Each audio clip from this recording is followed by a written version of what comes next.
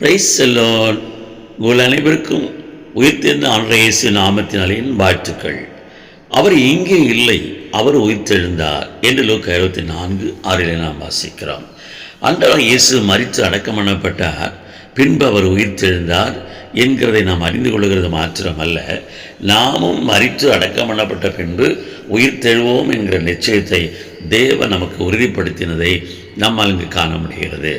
பாவத்தின் சம்பளமாகிய மரணம் இதோ நம்மை மேற்கொள்ளாதபடிக்கு நம்முடைய பாவத்தை அவர் சுமந்தது மாத்திரமல்ல, இதோ கிருபை வரமோ நித்திய ஜீவன் என்று சொன்ன அந்த வேத வசனத்தின்படி இது நித்திய ஜீவனை நாம் சுதந்திரித்துக் கொள்கிறதுக்காக அவர் உயிர்த்தெழுந்து நித்தியத்துக்குள்ளே பிரவேசித்தார் என்கிறதை நாம் புரிந்து கொள்ள வேண்டும்.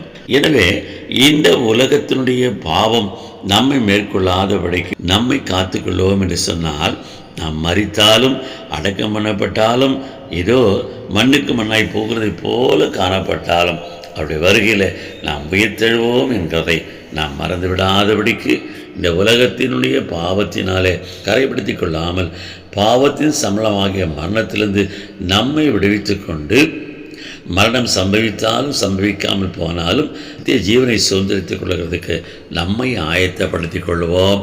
கர்த்தர் நிச்சயமாய் தம்முடைய உயிர்த்தலின் மூலமாய் நம்மில் அவர் மகிமைப்படுவார். ஆமென்.